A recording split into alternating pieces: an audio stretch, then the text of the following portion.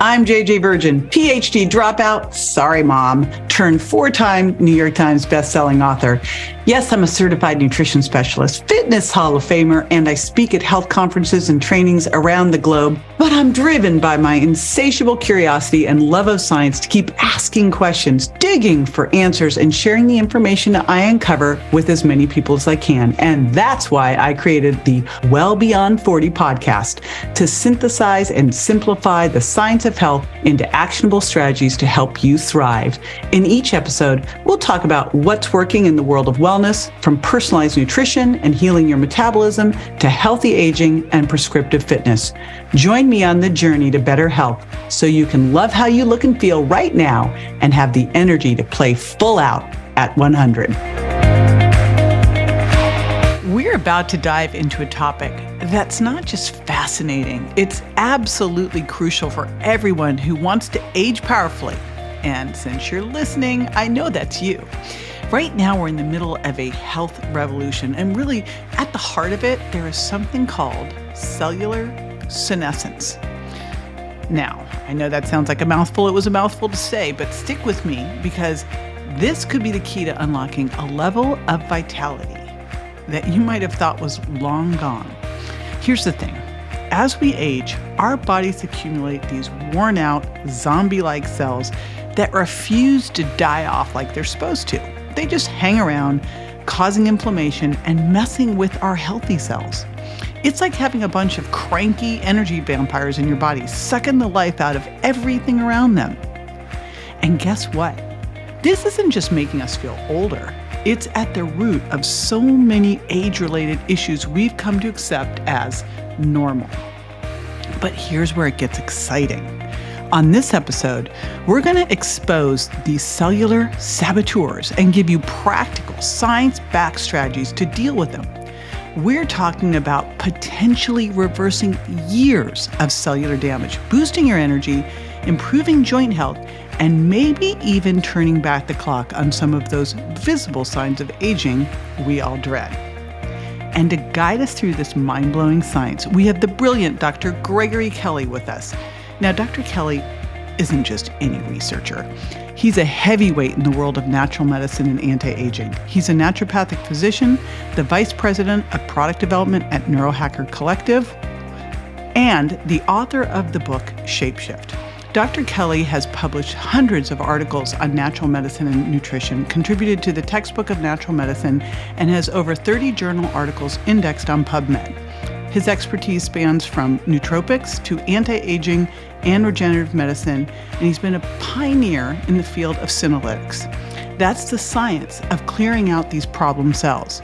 He's been on the cutting edge of this research for years, even developing products to help us mere mortals benefit from these amazing breakthroughs. In this episode, you're going to hear about the shocking truth behind these zombie cells and how they're impacting every aspect of your health, from your joints to your brain function and on. We're going to talk about why traditional anti-aging approaches might be missing the mark and how targeting cellular senescence could be the game changer we've been waiting for. Dr. Kelly is going to share some practical, actionable steps you can start taking today to combat cellular aging, no matter what stage of life you're in. And let me tell you, some of these strategies, they're surprisingly simple. We're talking about compounds that might already be in your kitchen. We're also going to dive into the latest breakthroughs in senolytic science. Trust me, this isn't just about adding years to your life. It's about adding life to your years. We're talking about staying vibrant, active, and sharp well into your golden years. So whether you're in your 40s and starting to feel those first twinges of, wait, when did that start hurting? Or you're well beyond that and looking forward to reclaiming some of that youthful vitality, this episode is for you. We're about to embark on a journey that could fundamentally change how you think about aging. So let's dive into this conversation with the amazing Greg Kelly and unlock the secrets to aging powerfully. Are you ready? Let's do this.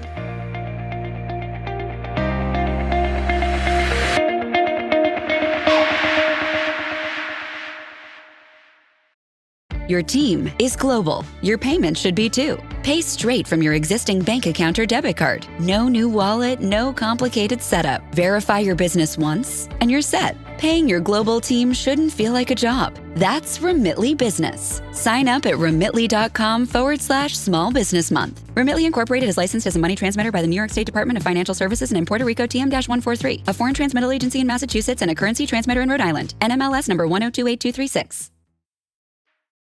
Dr. Greg Kelly, I'm so excited to have you here in person. Yeah, this worked out really wonderfully to be able to come here and do this face-to-face with you. Yes, it did. Well, I knew I was in San Diego, and I knew you were in San Diego, so we made it happen. And I'm very excited to dig into senescent cells, what they do, why we should be concerned about them, everything around longevity. So let's dig in and start with what the heck is a senescent cell? Yeah, so can we start with a history lesson? Is that Of okay? course we okay, can. Yeah, so, are you going to be a little geek? Yeah. A so, little bit? Okay, good. Like back, say, pre-1961, there was this idea that if you had human cells in a petri dish and gave them the right nutrition, they were immortal. They would live forever.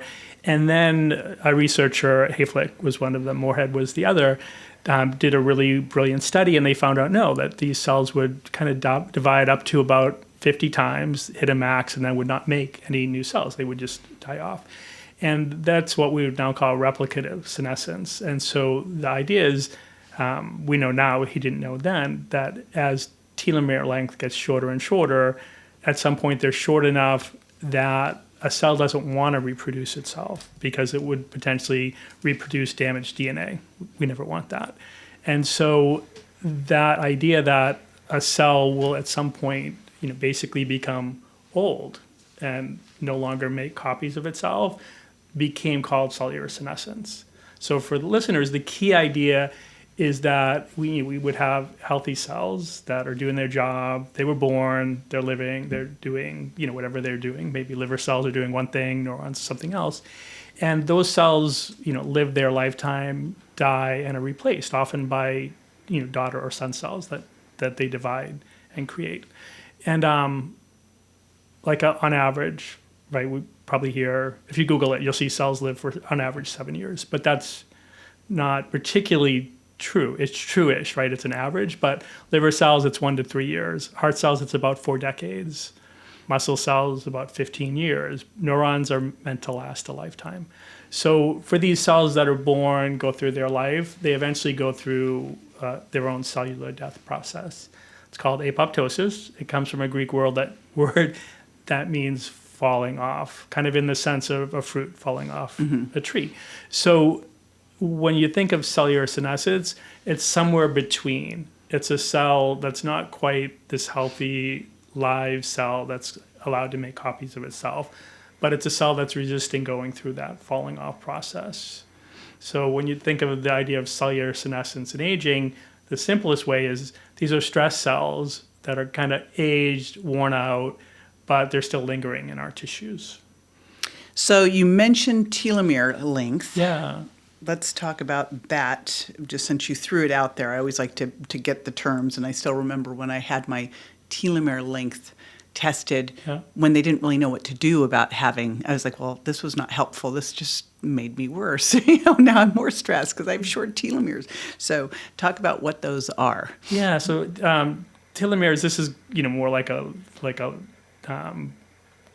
common use definition, but at the end of strands of DNA, there would be some things that aren't copied, so the genetics that don't get copied, and that they're often described almost like the tips on our shoelaces, those things that prevent them from fraying. So that's what telomeres would be. They're the things at the end of DNA that would prevent the strand from unraveling.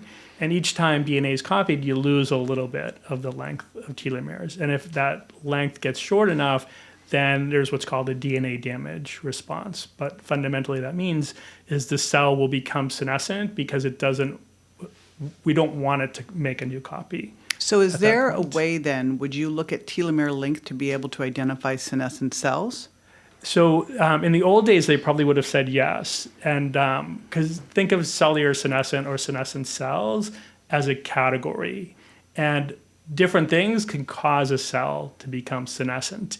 In the old days, it was thought that the main reason was telomeres. So that once telomeres got short enough, a cell would become senescent so that it wouldn't.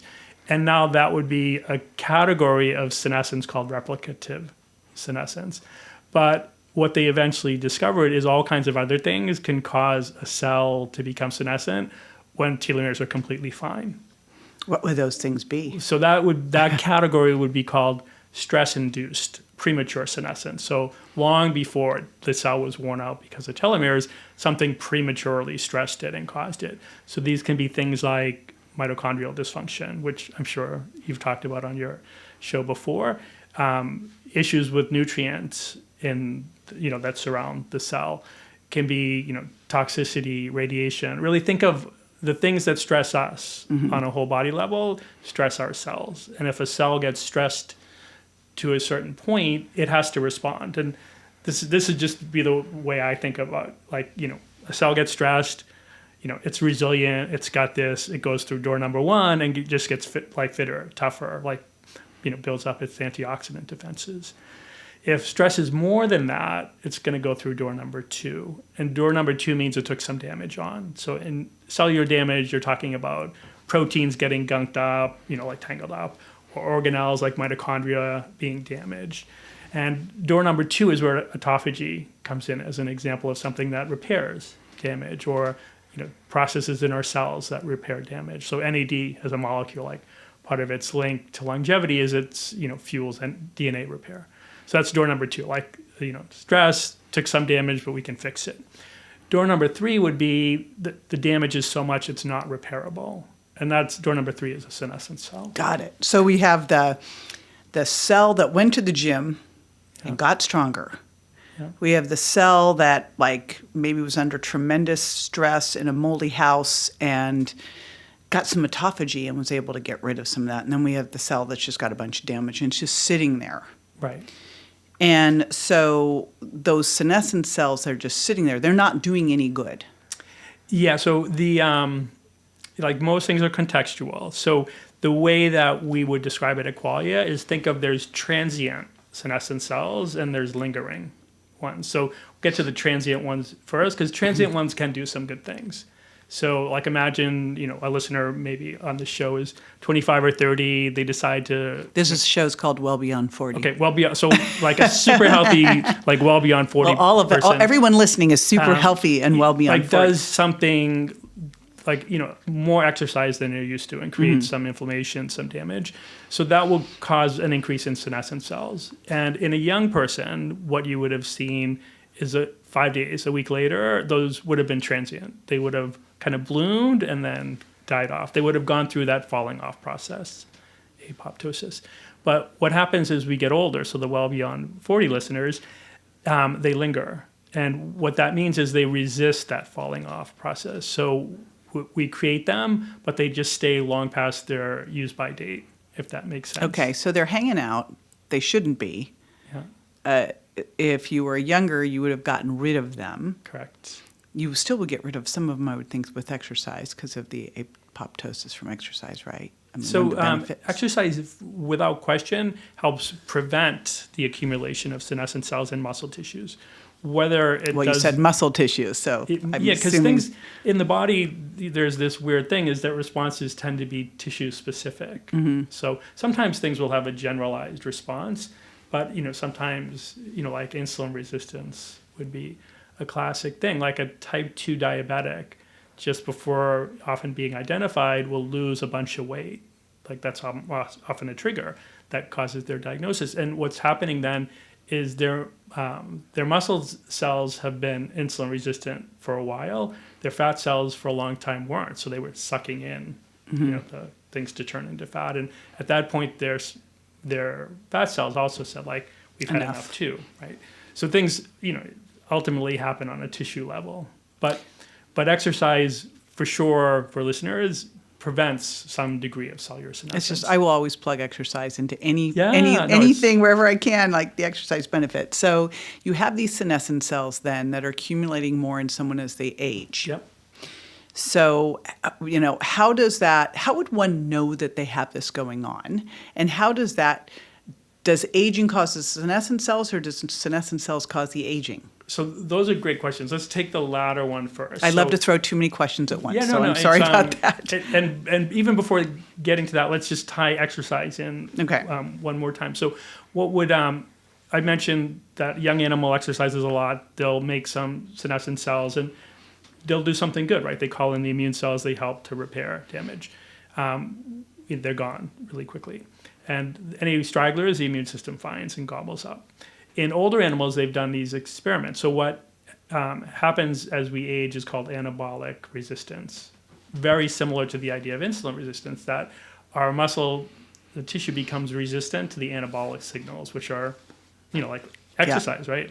Weightlifting, getting enough protein and the right kinds of protein. I wish there was a way that we could look at anabolic resistance similar to how, you can clearly tell insulin resistance. You can clearly do a lab test and see it. It'd be so cool if we could do that for anabolic resistance, because I just am sure that if someone is eating optimal protein and exercise and has been doing that consistently, that their rate of anabolic resistance would be so much different. Oh, for sure.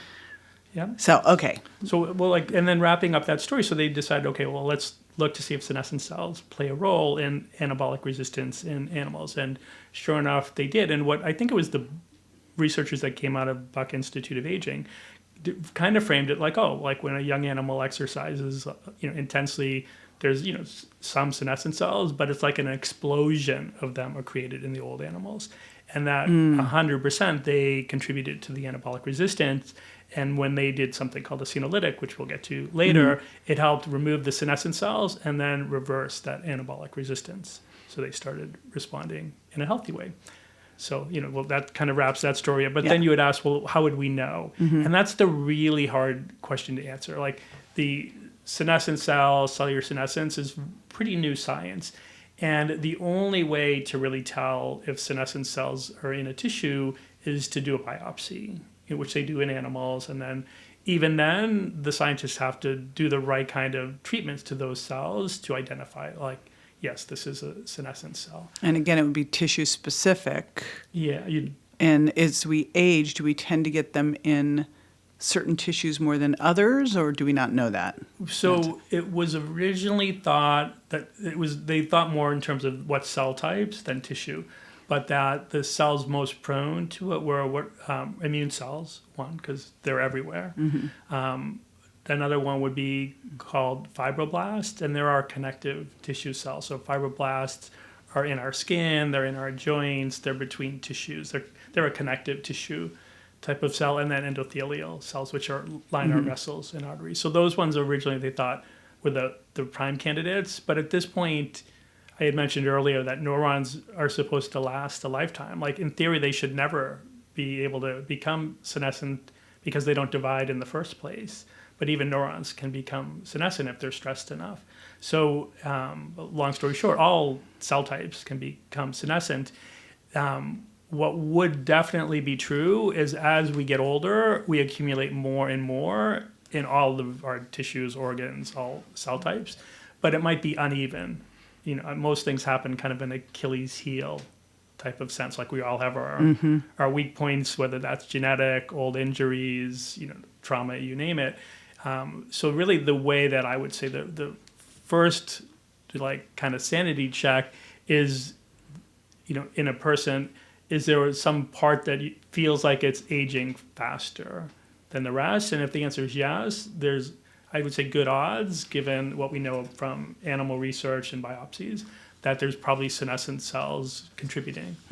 So when you're saying this, I'm thinking then arthritis, vision loss, wrinkling, like these all seem like signs of senescent cells, would they be? They definitely contribute to all of those. Really, like all the things we think of that come with the onset of aging, visibly and then functionally, senescent cells to date seem like they track with all of those. And whether they're the cause or not, I would say without question they contribute. And part of it, there's almost like two big camps within the longevity community and have been for a long time.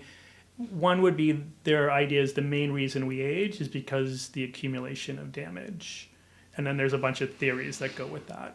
Another is it's called programmed aging, or things that we're designed to, create offspring, and then after that, we've done our job, we can get, the software just runs differently. And senescent cells clearly are in that first one, right? Because they're a type of damage, right? I mentioned earlier that they're fundamentally unrepairable cells because of the amount of stress and damage. But there's also evidence that as we get older, our genes cause us to produce more. So they seem like an output of programmed aging as well. So, I think, those theories aside, the one thing we can safely say is, like, as I'm sitting here speaking with you, I'm a 62-and-a-half-year-old Greg. This version of Greg likely has more senescent cells all throughout my body than 30-year-old Greg would have had. Like, exactly, which cell and tissue has, way more, like some have been pruned away maybe in other tissues, that we just don't have the science to know yet. Well, I hope you really put your foot on the gas pedal for this science. Yeah. It would seem clear as I'm listening. I'm like, all right. So the obvious question as you're listening to all of this is, how do we slow this down, stop it? Like, what do we need to do here? Because this could have a dramatic impact on our rate of aging. Yeah, and so can I talk about a couple quick studies to Yes, please. Frame that up? So senescent cells, like I mentioned, kind of, origins back 1961. By the 70s, they named them senescent cells. By the mid 80s, telomeres had been identified. And then in the early 2000s, one of the researchers at Buck Institute discovered that senescent cells secrete, so like they give off, what are called SAS factors, but it stands for senescence associated secretory phenotype. And phenotype just means like a characteristic. So like a characteristic of lingering senescent cells is that they put out chemicals in the environment around them. And those tend to be really inflammatory and cause all kinds of havoc. So that got scientists at places like Buck Institute and Mayo Clinic way more interested in senescent cells. And you've probably heard the idea of zombie cells. Yes, that's what I was just going to ask you. So those signals going in recruiting? Yeah, so you'll sometimes hear the idea of zombie cells for senescent cells. And part of that is what I mentioned earlier, right? They're not quite live, healthy cells in the sense that they don't make offspring, but they're resisting going through cellular death. So they're stuck in this limbo. So that's kind of one reason, right? They're somewhere in between, like a zombie would be. But the other reason is because of those SAS factors. Because what can happen is those can stress out otherwise healthy cells and turn them into new senescent cells, so they can zombify neighbors in a sense. So with that recognition, all of a sudden it's like, these are probably even more important. We always figured they had something to do with aging, but if they can cause, like we'd call it inflammaging in a sense. If they can cause that and change the behavior of other healthy cells, we should look more closely. And that led to a study around 2009 where they did a transgene experiment. So think of it as they genetically modified I think it was a mice line, to be all through the aging process. Fundamentally, what would happen is they would find and remove senescent cells with these gene modifications, and found that those animals just aged way better than animals where senescent cells were allowed to build up. So at the time, I think that really ignited the interest in, like, is there another that degree of intervention that we could do, which led in 2015 to some scientists at Mayo Clinic and Scripps Institute of Aging writing a paper where they had identified that two compounds, one's quercetin, which I'm sure you would have taken. Maybe I would guess. Well, I've been taking senolytics. For full disclosure, I've been on senolytics since it came out. Oh, okay. And yes, I've been on it. And, I met James and Daniel years ago. So I get the benefits of it, which we'll talk about. Yeah. But I don't want to jump the gun on that. So anyways, they identified quercetin and this medication, dasatinib, as compounds that could help these lingering senescent cells finally go through that falling off process, and decided to call compounds that did that senolytics. So that was around 2015. So, but these senolytic compounds that do this, yep. From what I've read, they're tissue specific or are they global? Like when you take quercetin, does it go out and scavenge everything, or is it in a specific Yes, tissue? that's a great question. So in that original study, what they found is that they didn't look at every tissue, but they started off looking at what happens in a like a cell culture, an in vitro study. But then they gave these compounds to animals and looked, and what they found was quercetin worked for endothelial cells in that experiment and worked in, I think it was bone marrow, but wasn't active as a senolytic compound in adipose tissue or fat tissue in those animals, where dasatinib wasn't so active in the ones where quercetin worked, but worked in fat cells. So had the idea right from the get-go that we should stack things together. So that stack, D and Q, is how usually I would think of it, has been the most used stack for trying to remove senescent cells when you would read studies to date, and it's because there's a complementarity. And I think, for going with just the natural senolytic compounds like, what's in qualia senolytic, which we'll talk about, that's why we stacked things together, because something can be a senolytic, but that doesn't mean what you mentioned. It can't necessarily go everywhere in the body and do that. Is there anything, like autophagy, where we know exercise or extended fast could trigger autophagy? Is there anything like that is a senolytic? Are there any lifestyle things, or is it all more nutrients that do this? So the only work I know of is Walter Longo and his fasting mimicking diet, which Prolon is the commercial thing that people can buy and take. And the fasting mimicking diet is something you do intermittently, usually like 5 days. Have you done it? Yeah, several times. I never got past day 3. Okay. And I've also done things times. where I try to kind of on my own, like hack it and do like my own mimic of it, because there's a few principles that go with it.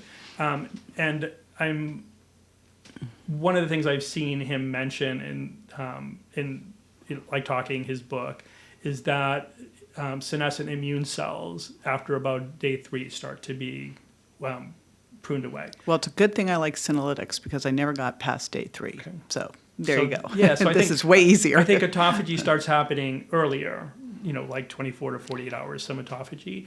So that I think of autophagy as something that would prevent the cell from becoming senescent. But I think, for immune cells, but his protocol, the fasting mimicking diet, may not work for muscle senescent cells or other ones, but for the immune system, I think that would be. But other than that, I'm not aware of anything. And in part, it's hampered just because it's such a new field and does require biopsies that, there's just not a lot. There's nowhere near the amount of science on what might prevent or reverse it outside of senolytics that's been investigated to date. Would looking at something like a highly sensitive C-reactive protein be an indicator that you've reduced senescence?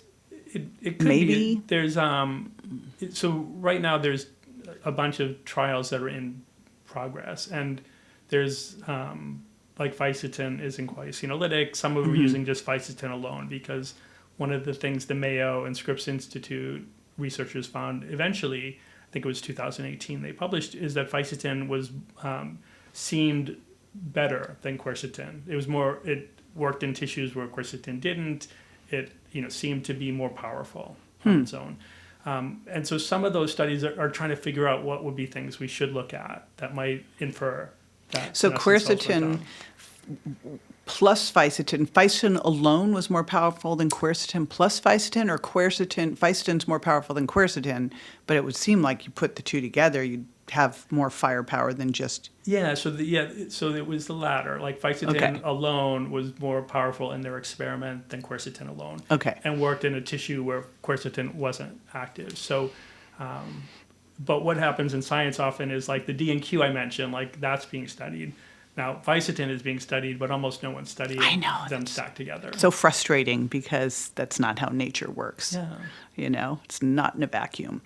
Well, you hear this, and it's obvious. I remember when I first started looking at this, I'm like, well, this seems like an obvious thing that I'd want to be doing. Why wouldn't I want to do this all the time? Yeah, so the D part of D and Q is a really powerful immunomodulator medication. So when they were first doing this, the Bach and Mayo clinics were like risk reward is how I would think of it. They were like, okay, what's a way we can do this that's more likely to be safe? Because one of these compounds we're using is a pretty powerful medication. And they came up with like, okay, well, let's do it intermittently. And which sometimes you'll hear the idea hit and run dosing. And the reason they thought that could work was because senescent cells are, this is my explanation, so the scientists listening, this is like a way simplification. But a senescent cell is resisting going through apoptosis. It's resisting going through that falling off process. And there's certain proteins that are at the core of that. And I think of it as just they're voters, right? And some are saying like, yes, fall off. And others saying, no, like hang on in tissues. And all we need to do is swing the vote enough to get enough voters to finally say, go through this falling off process. We don't have to do that every day. We just have to do it for that cell that one time, and then it will kick into that process and finally go through the process it's been resisting and should have gone through.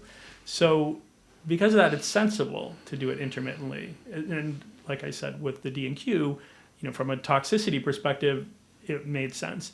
And one of my principles, because we were talking before the camera started rolling, is that there's just lots of information. We're bombarded often with it, and sometimes we don't have the framework to understand it correctly. And I tend to think of the idea of first principles or principles. Like I will filter information through my idea of like, well, what principles really matter for health? And one of them is, it's like engineers would say signal to noise ratio.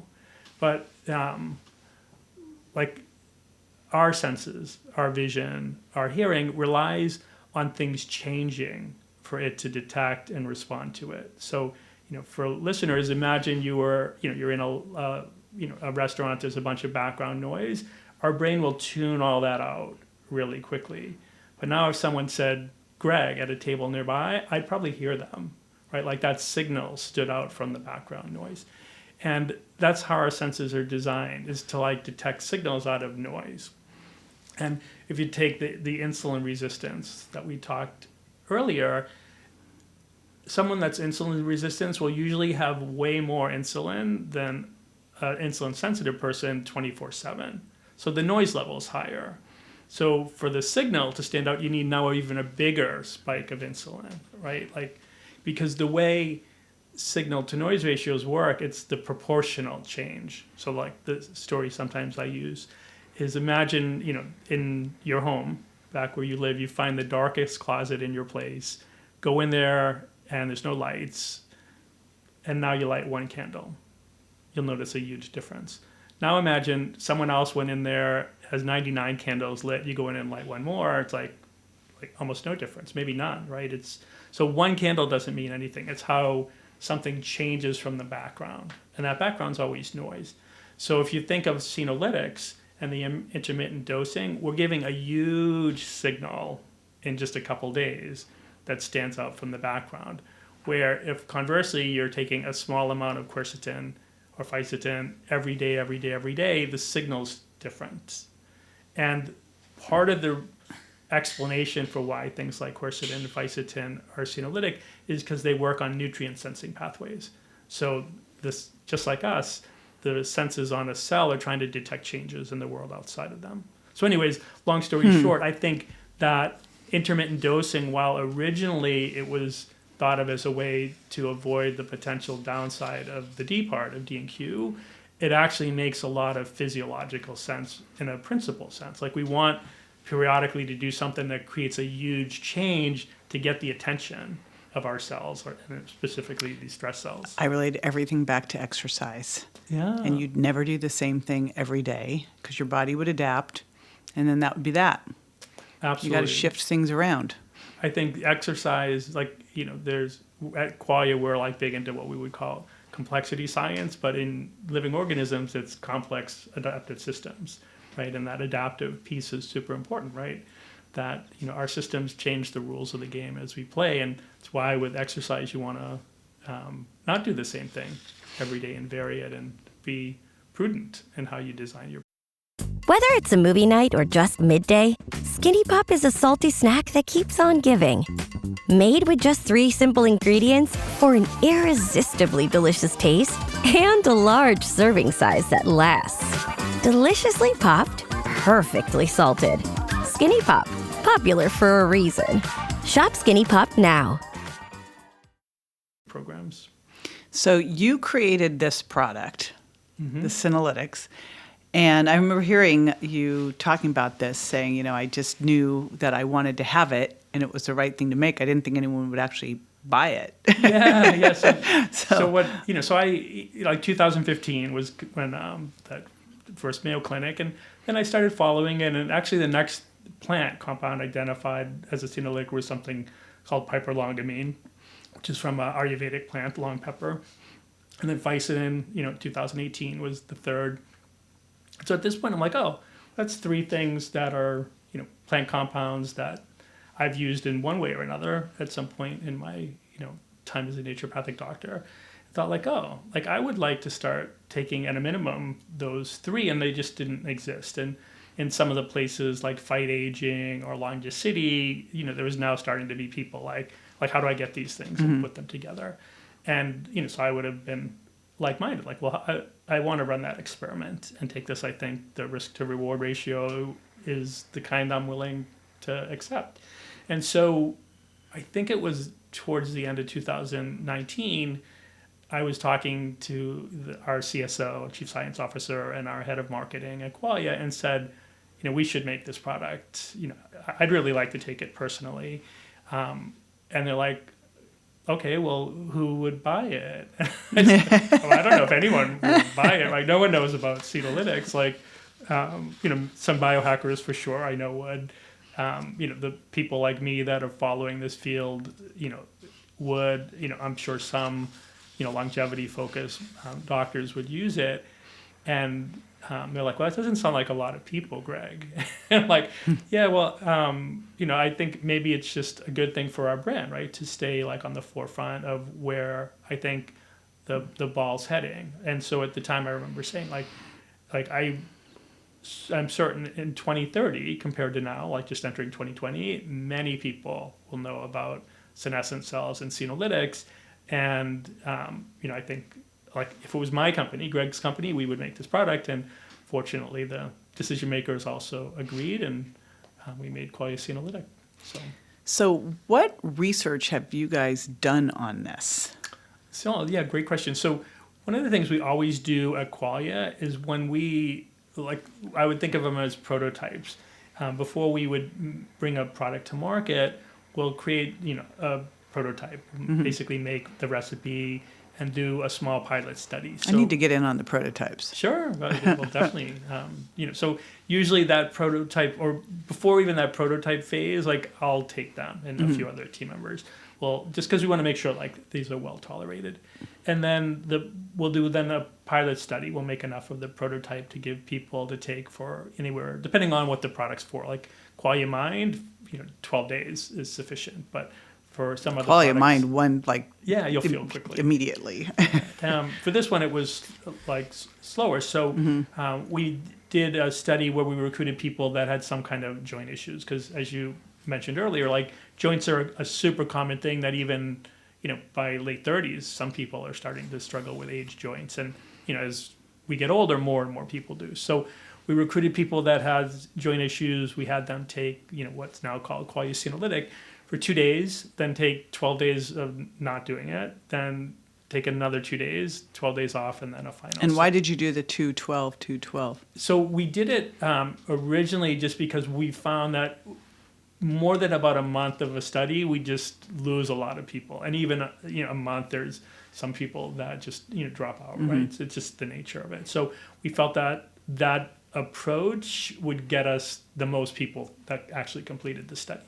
And what we saw was about a 60% improvement in their, discomfort, activities of daily living, flexibility. So they did a subjective rating scale. Correct.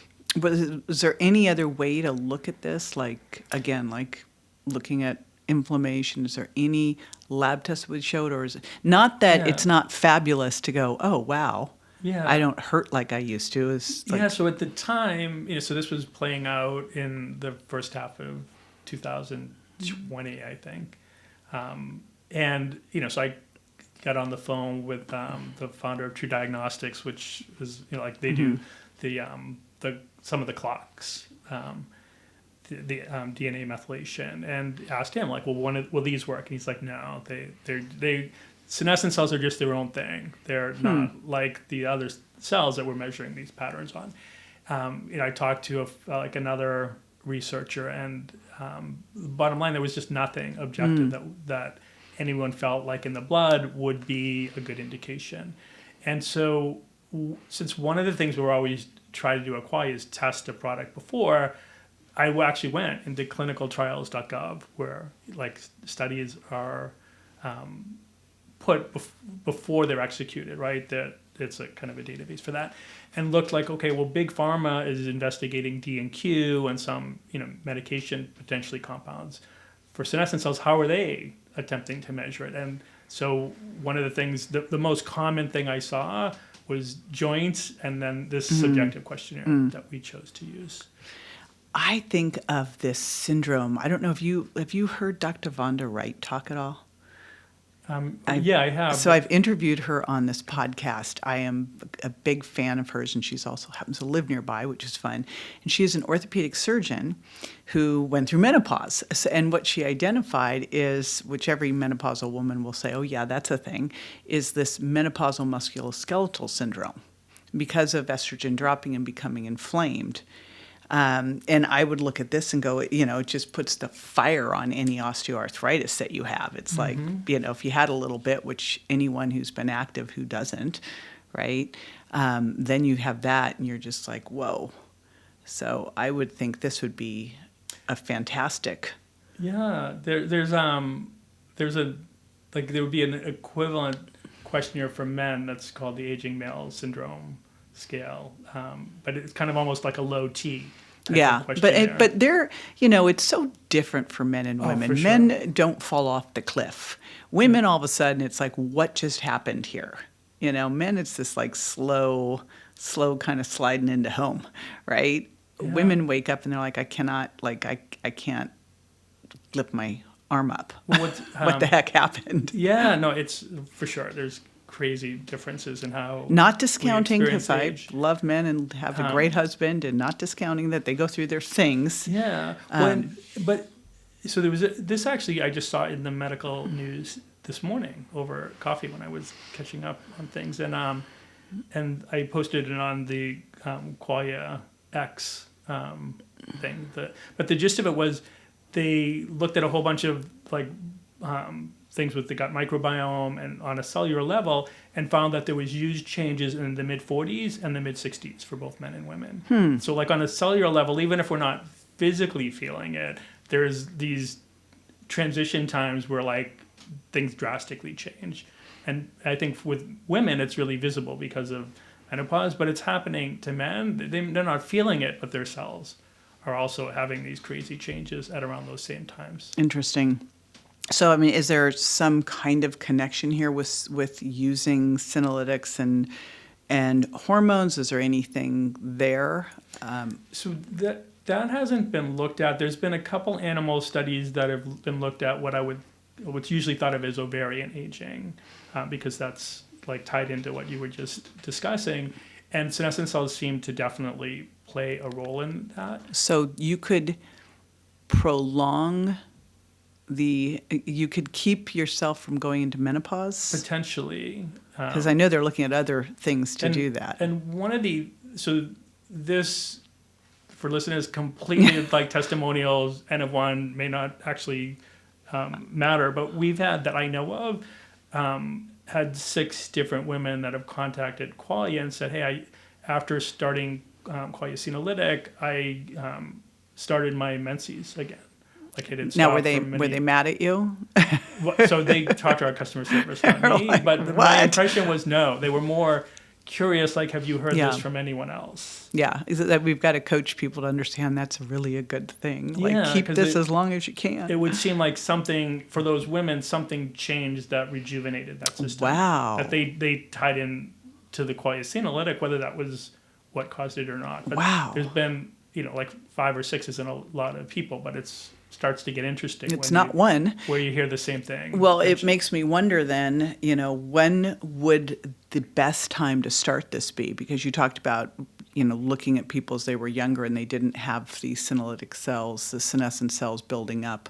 At what age is this something that should be part of the protocol? So it's a great question, and I can only tell you how I would personally think of it for Greg. If 62-year-old Greg, Yeah. I take it the first weekend of every month.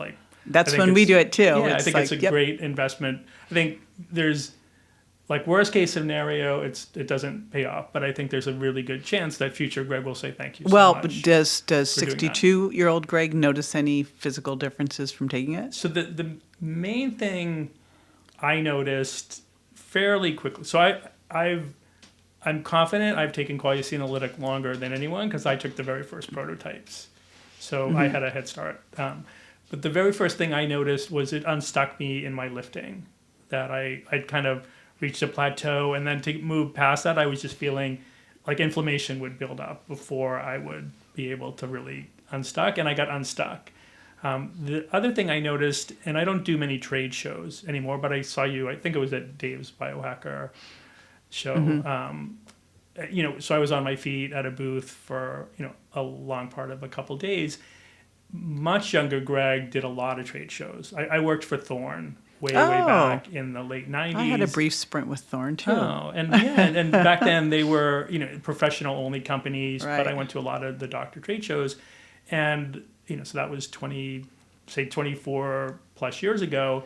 And even back then, I mentioned earlier, we all have our Achilles heel. Where I would always feel things are my knees and my low back. I would just feel the stiffness build up. And the last couple of trade shows I've gone to, that it hasn't built up anywhere how my brain remembers it having built up decades ago.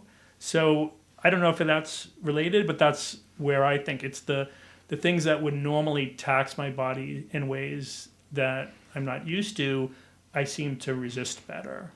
But otherwise, I don't have joint issues normally, activities of daily living or discomfort. So I didn't have anything that I could really pay attention to in the way someone like we recruited for our study would. And the way I think about it is that senescent cells, and some of the scientists would agree with this, probably have a threshold effect.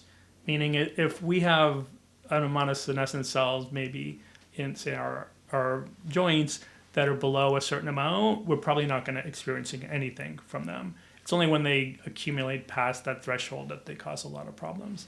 So the goal always is to prevent things from going above. From accumulating. So is that like you start at age 30, you start at age 40, or is it like someone who's I'm speaking for myself, did really dumb sports as a 6 foot tall person. I did gymnastics, acrobatics, and point ballet, and broke a foot, broke an ACL multiple times, Wow. trashed a hip. So I'm a little bionic at this point. But I wonder, is there an age where you'd start to want to look at this? And or is it something that if you've had an orthopedic history, would you have an accumulation of more senescent cells because of that, and it could help you with some of the osteoarthritis? Yeah, so I think anything that caused us to be stressed disproportionately or at a much younger age probably built up some senescent cells more than we should have at that age in that location in our body. So, I would this would be a super general recommendation, but someone early 30s, mid 30s that's not feeling any Achilles heel type of things, right? They then maybe do something like a qualia senolytic once a quarter or once every 6 months, like you would almost a periodic fast. I'm just gonna, and the analogy we use at qualia is being a gardener and pruning a plant. So we've got these lovely-ish, I don't know. Are they real? Yeah. I don't know. But nope. on a real plant, we want the leaves to stay vital and green. But in the real world, sometimes plants get stressed, leaves turn yellow, and a yellowing leaf, think of as something analogous to our senescent cell. What should happen is that yellow leaf should fall off the plant, but sometimes that doesn't, right? And you go out and your plant has one yellow leaf, and a week later there's 3 or 4 more, and then before you know it, that whole plant is struggling. So a good gardener will then prune those leaves off before they can zombify other leaves. So that's a great metaphor for. I mean, that is just showing a senescence activity, right? Yeah. So the way for someone mid-30s, I would think, you still want to be a good gardener and prune these away long before they're causing problems. You just don't have tons of leaves. Like your listeners, now we're in our 40s and older, okay, we probably have some yellow leaves. So, we probably want to prune periodically, maybe more frequently. So younger Greg, if senolytic was around and I was my mid-40s, I would still be taking it once a month. It seems like the perfect, when you talk about that hormonal rejuvenation, this seems like the perfect thing. I wish I'd had this when I was in my 40s. Yeah. I also was under ridiculous stress at 49. That just, so. When in that study, even today, even though it wasn't looking at senescence, just, the huge shift in how our biology changed in our mid-40s, it just makes sense to me. Mm-hmm. We'd want to start doing, for sure, more. And I presented this actually in one of the breakout sessions. I was on senescence, but I let in with, if you were to Google average age that people die, it'll be 78 for women, 76 for men, somewhere in there. But a better way to think about it, is how many years we live after age 60. So life expectancy at 60 is how science would say. And on average in North America, if we make it to age 60, we make it to about 82 on average, right? Some people more, some people less. And then what's more important, and what I think most of your listeners care about, is, okay, well, how much of that time am I going to be healthy and getting to live my life my way? And that's would be thought of as healthy years after age 60. And what the latest study was data from 2019, but so say we lived 22 years on average, about 7 of those were in some degree of disability, right? That's the average person, right? So, some of us obviously feel like we've invested, many of the listeners, and that we're going to get better than that. But I think first and foremost for me, it's okay, I want to make sure, me, but more and more other people really chisel into that 7 years of, poor health at the end, right? So that right up until the end, they get to live their life their way. And the only way that really happens is doing more things healthy and starting younger. That doesn't happen because of doing things when the system's already breaking down. However, whenever you can start this is great. Yeah. I always say that because people are oh no. I'm like, no. If you're listening to this, I'm imagining, it seems like, again, it's 40 plus, but whenever you can start this, because I always hear that, I guess it's too late for me to start exercise. Nope. No, it's not. No, it's never too late. It's just easier to prevent things than to manage them. The best time I was lifting weights with the high school football team when I was 16, because there was no gyms for girls. And that was the best time to start. The second best time is now, right? And same with the senolytics. I would have loved to have started them in my 40s, but you hadn't gotten it together yet. Yeah. I guess the science wasn't there, but now that they're here, this is now the next best time to start. So we have a little offer, I think, for everybody listening too. And the ebook, The Science of Senolytics. So we have the Science of Senolytics, and we also have a Qualia, 15% off Qualia, off any Qualia order. So very exciting. And I am going to put all of that at jjvirgin.com / now they're going to have to learn how to spell this, senolytics. So I'm going to spell it out. It's SENOLYTICS, jjvirgin.com / senolytics. It will be in the show notes with the coupon code. But I've been really digging into this. I listened to all the podcasts you'd done on senolytics because I was like, let's dig into this. Because I literally started taking it, not knowing anything about it. My husband, Tim, got it from you guys. And I was like, all right, he just every beginning of each month, he gives it to me. Mm-hmm. And, one of the interesting things that you don't think about is that you don't hurt anymore. It's why it's super important. And back when I used to do a lot of work with people one-on-one, I always had them rate all of their things before we started, their energy, their pain, right? All of it, because a couple months later they go, nothing happened. And you're like, are you kidding me? You perform like a totally different person. And, I didn't really think about it, but Tim and I used to joke about this because we'd sit down on the couch and go, oof. Mm-hmm. I get off the couch, oof. And that's what I say about this is like, no more oofs. You just stop that stuff. And for someone who tore her ACL at 17, literally broke a foot doing gymnastics at 21, I mean, just dumb things, 5 knee surgeries, a total hip replacement, total knee replacement. I have another one coming. And so for me to not have joint pain that I've had literally my whole life is pretty remarkable. Like, it's a huge, I mean, if you could even take your arthritic pain down 20%, you'd take it, but to take it down like 80, 90%, it's pretty substantial. Yeah. That's you'd asked about studies. We followed up that original study with a placebo study, and we saw, again, we recruited people with joint issues and saw 65% improvement on average. So some people more, some people less. 65% is crazy. Yeah, and like, it was that what same, drugs get that without doing damage? Yeah, same like that intermittent, when we're doing that study again, but this time waiting a full month between to see what happens with the longer window. But so that seems an area that to date we've consistently seen good things with. That's exciting. Well, because everyone has a little of that going on, but they don't have to. All right, I just have to ask. You may not be able to tell me, but what's new and exciting over at Qualia?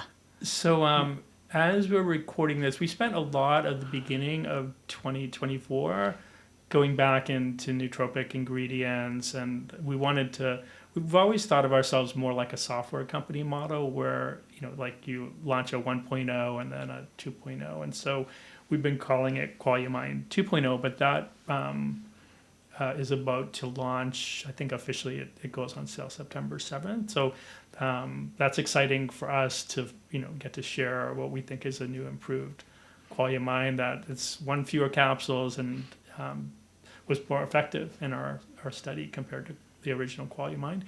We've been we also had a magnesium product that went through our beta testing that we're super excited as a team to start taking. Magnesium, is one like, everybody needs to take. Yeah. It might not sound sexy, but it is the you look at that, vitamin D with K, omega-3s, and magnesium, pretty much across the board.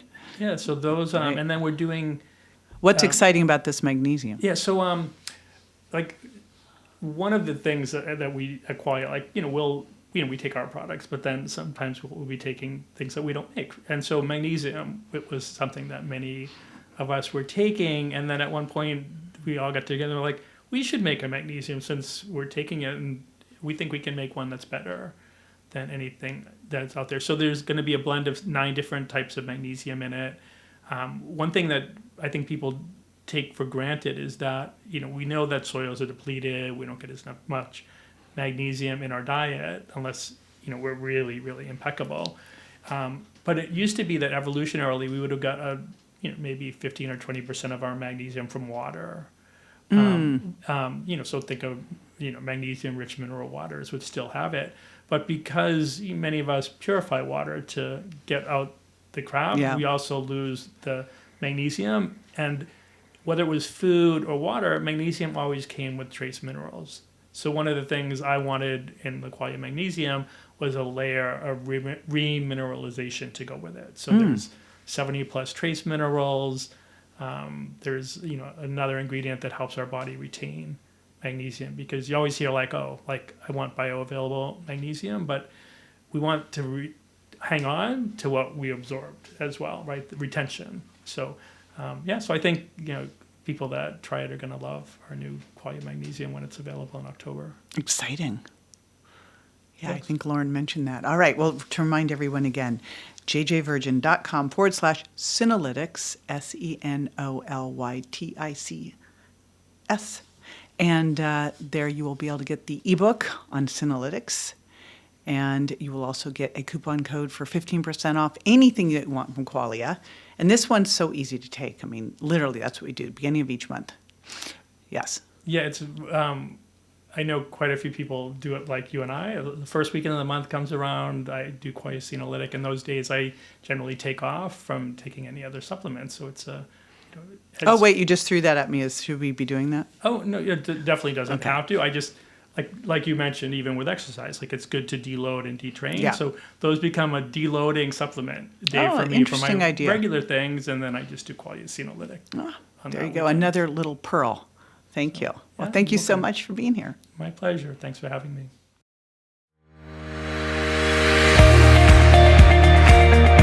Be sure to join me next time for more tools, tips, and techniques you can incorporate into everyday life to ensure you look and feel great and are built to last. Check me out on Instagram, Facebook, and my website, jjvirgin.com, and make sure to follow my podcast at subscribetojj.com so you don't miss a single episode. And hey, if you're loving what you hear, don't forget to leave a review. Your reviews make a big difference in helping me reach more incredible women just like you to spread the word about aging powerfully after 40. Thanks for tuning in, and I'll catch you on the next episode.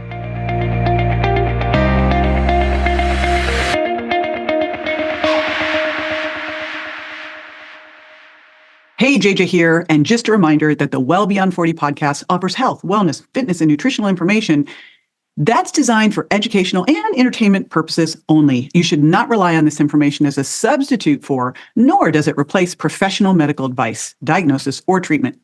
If you have any concerns or questions about your health, you should always consult with a physician or other healthcare professional. Make sure that you do not disregard, avoid, or delay obtaining medical or health-related advice from your healthcare professional because of something you may have heard on the show or read in our show notes. The use of any information provided on the show is solely at your own risk.